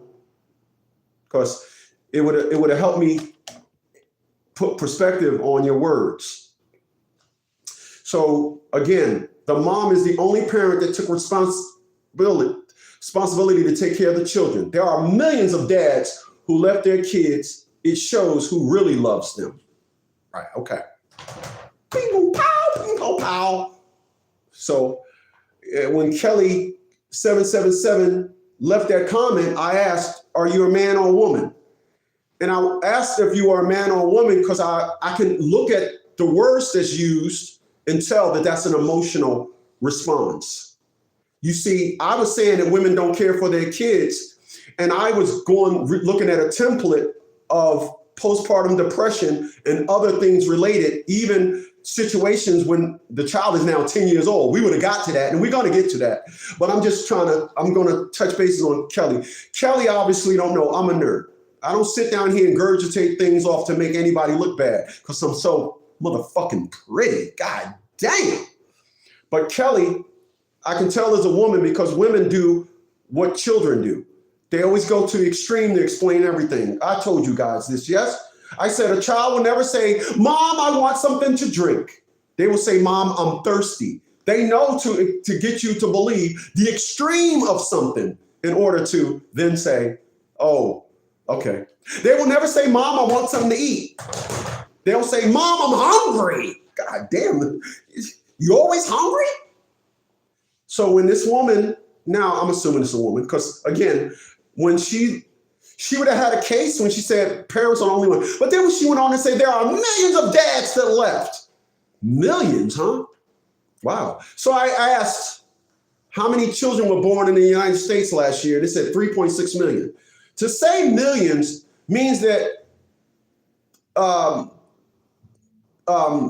custody cases shouldn't be relevant in the United States. To say millions of dads left their children means that when you go down to family court, it should just be child support. If millions of dads bounced, then why are there custody cases in domestic relations? Why? Because what Kelly is saying, when it comes to sense, makes none. But again, she says millions of dads left. Millions of dads left. I've been doing this for 25 years and I have not reached 1 million dads. But according to Kelly,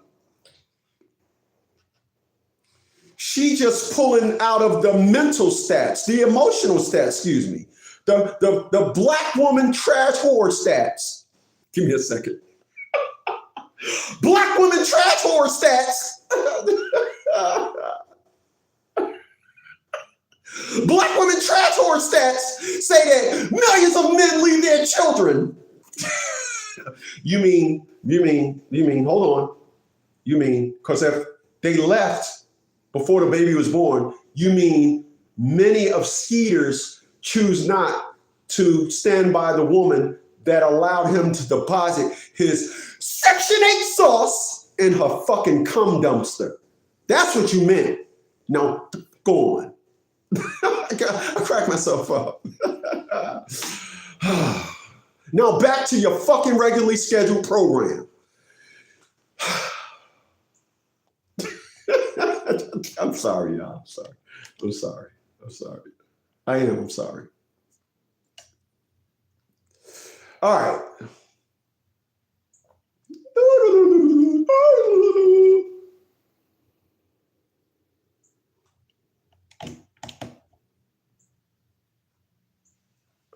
Okay, we're moving on. Let me see. What the hell did Insatiable say? From I have seen, the woman was the one who ran the father away and turned the child against the father. Yeah. That again, I said she's pulling from the black woman's trash whore stats because they don't get none of those numbers. Those numbers are not in the thing, man. Damn Insatiable. Damn man, heavy head. Oh shit, whoa. Damn man.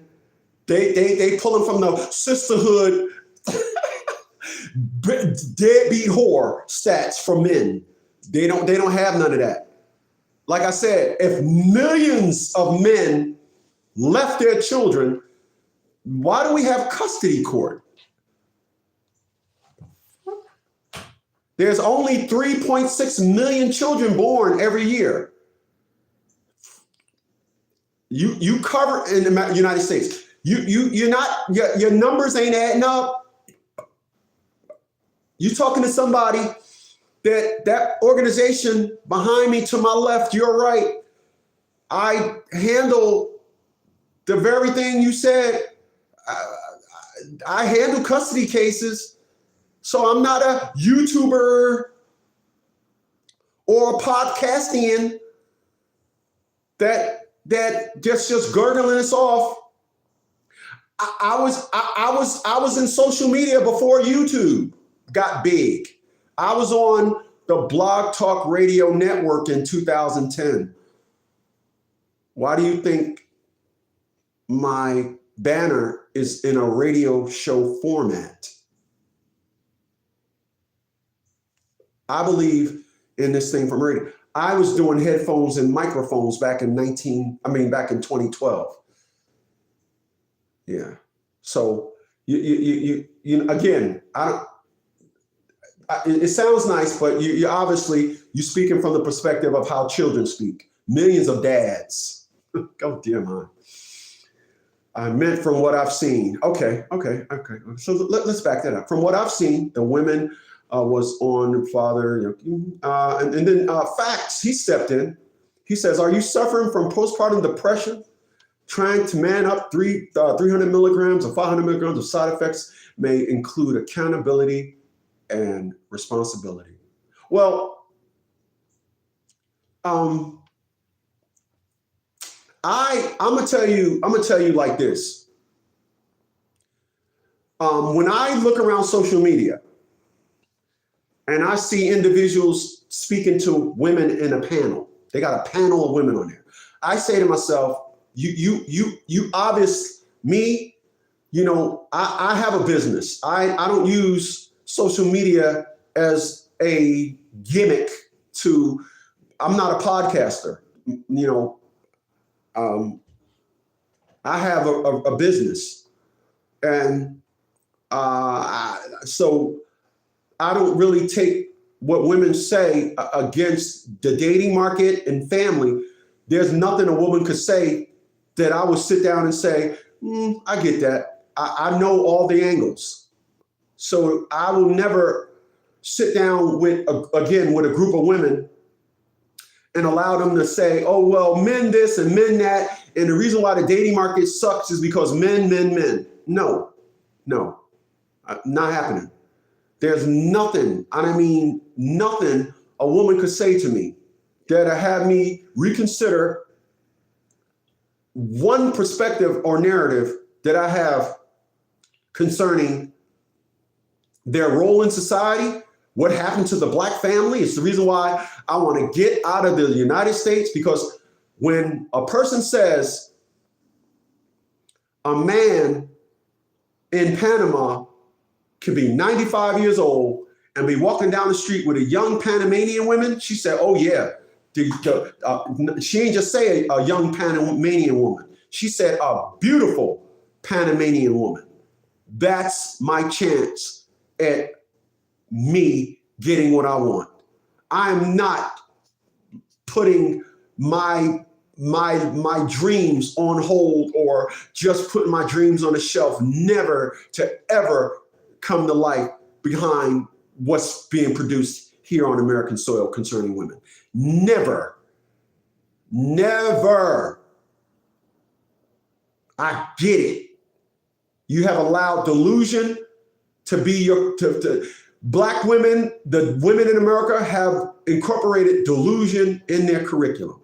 This is why everywhere they go, they end up getting in trouble for the same actions they do here in America.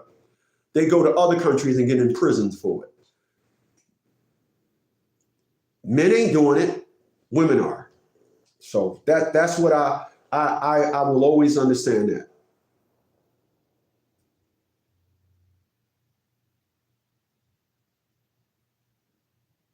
It says signs of a parent truly having emotional rejection or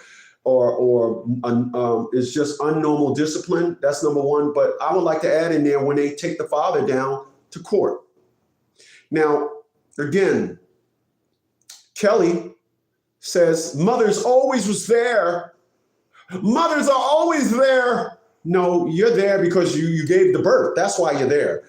Don't yet again. Here it is. These creatures always take what they normally do to now redefine it as some type of establishment, to redefine it as some type of narrative. Oh, mothers are always there. Yeah. No. Allow me.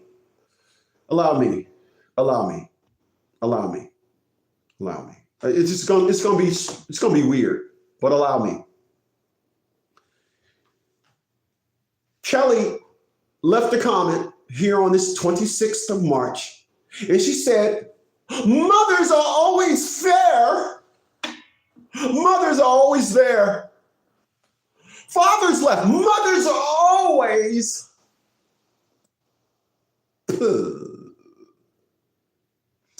Somebody tell this dumb fool, wherever there's a uterus, of course that's where the child is going to be, you dummy.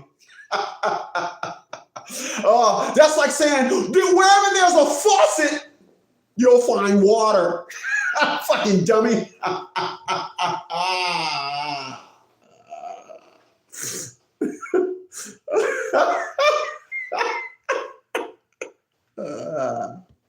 Wherever there's a rim, you'll find a tire.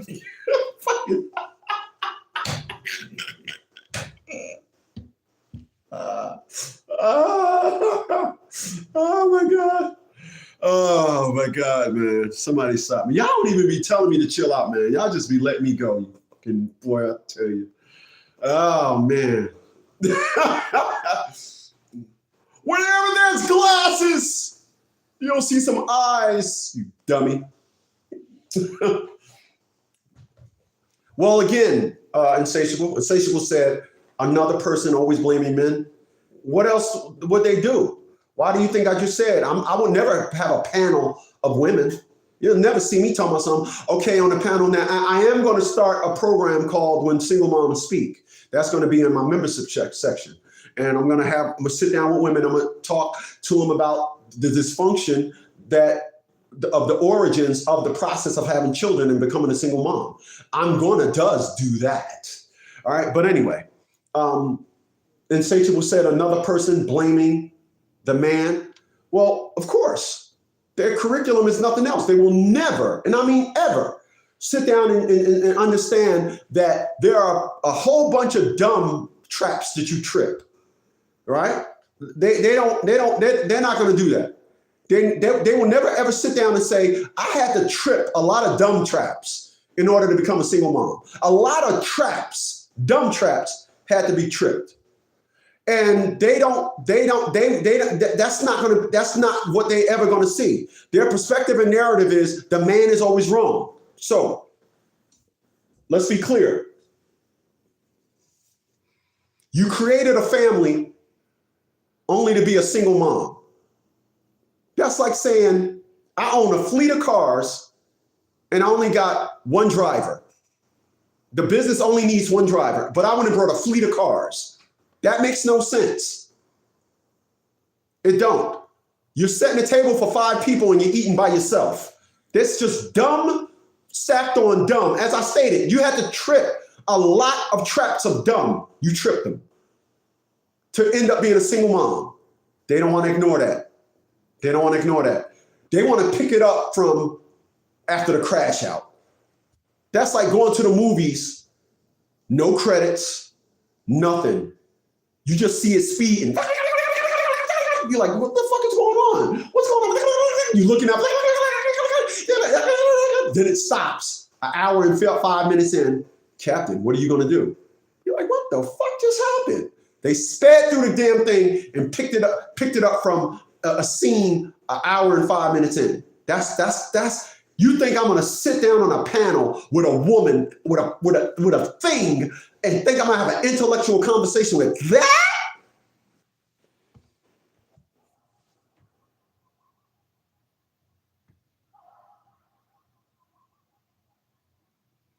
So this is what happens. When there's an incident and a cop shows up on the scene, don't he want to know what happened from the origins? Can't get these individuals to understand that. Can't.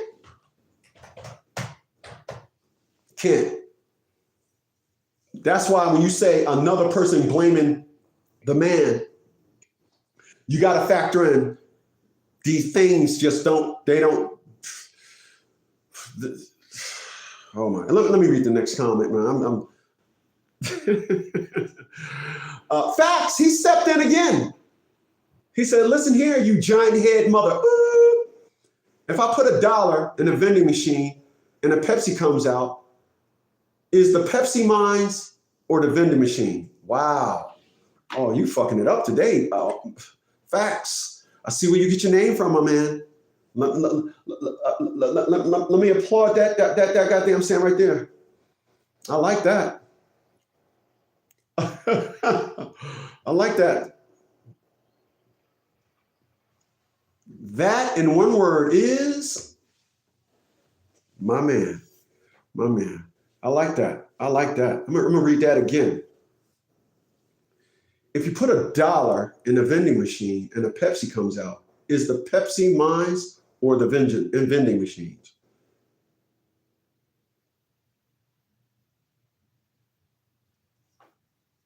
It's your child.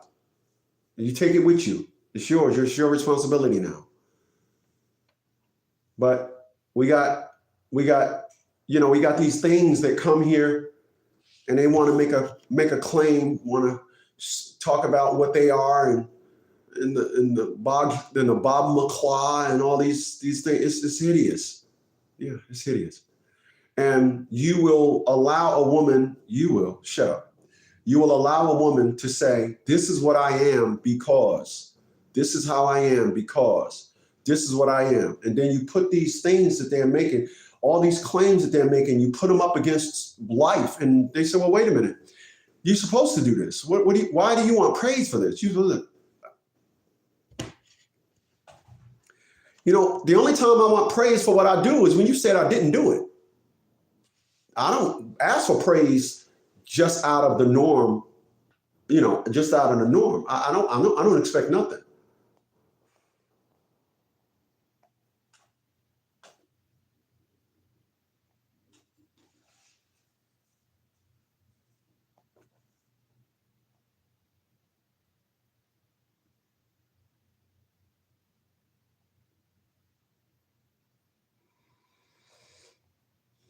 In 2024, there was 3,622,000 births.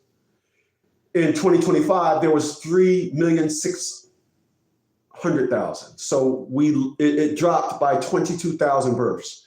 It dropped.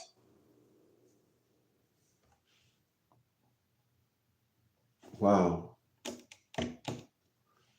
So again,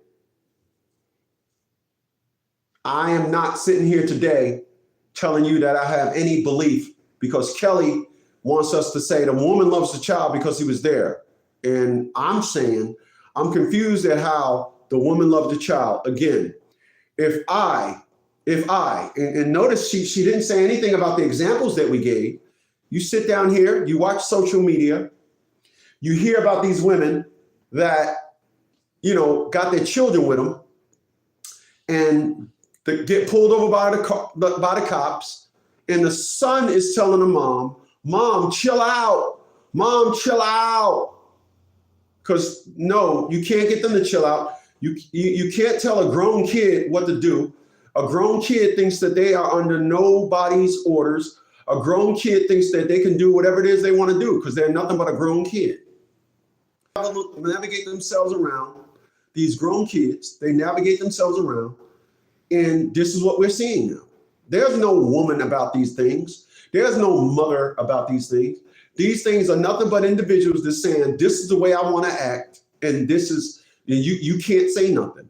How dare you speak about the fact that I want to act up? How dare you? And for my mom, for me to say to, let me back that up, the woman that I used to call my mom, the woman that I identified as my mom, I told her, Mom, it's not the women of your generation. These are the women of my generation. And when you add nonsense to anything, it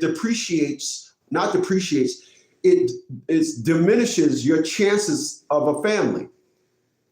I want a family. I don't care, that nonsense that people say, damn, you 57, you want to be chasing a baby around? I'm built for it. So speak for yourself, titty boy. Speak for yourself, titty boy. I want a wife.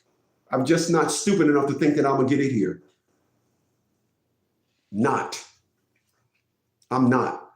Again, the social climate here in America has diminished domestic issues. Everything now, when you have a family, a woman wants to bring your family issues to a social platform, whether it be doing a video every day telling the world about how y'all are having problems, or taking your issues down to family court thinking that somebody in a robe should decide your kids, or et cetera, et cetera. So allow me to touch bases on that. Allow me to go left for a second. A lot of you men, you allow a woman to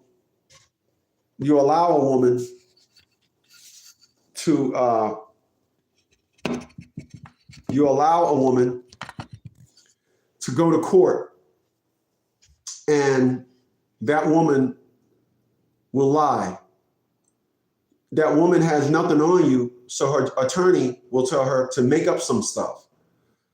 I was talking to a client yesterday that his child's mom put in for a move, and we fought the move. But now the attorney filed some new information, and I got to call him. The attorney filed some new information stating that the mother is XYZ, or the auntie now. And as I'm talking to you right now, it just hit me. But she applied more information, and I remember that we couldn't file no information because it was too close, but yet the opposing counsel is filing more information. So no, that don't fly. I'm glad I decided to think about that. So I got to call him as soon as I get off this live, and we got to chat with him. I don't know if he's looking now, but I got to call him. But a lot of you guys will allow a woman to file a motion in court with the perspective and narrative that, oh, we can't, we XYZ, all these narratives. This woman, attorney, filed a motion, and in that motion that was filed, he said the reason why we need to move is because the defendant's aunt is XYZ. I told him, have your aunt file a lawsuit against this chick. But none of that. Nonetheless, it is amazing that a woman would just come up with narratives. They just come up with things in court to lie.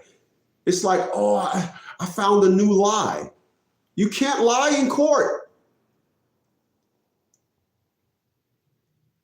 And the reason why these women get away with it is because you allow them to.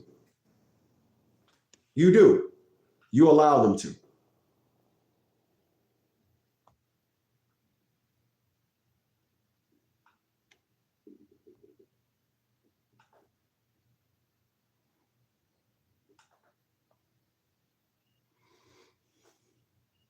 So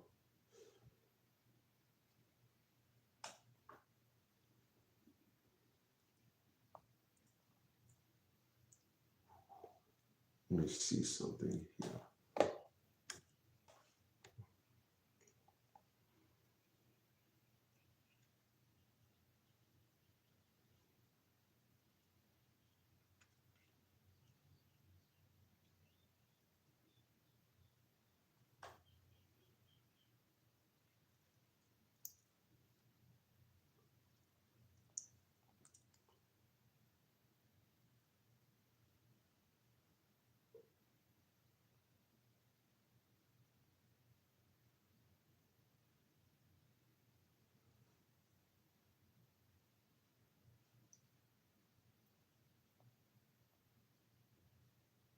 Let me play this.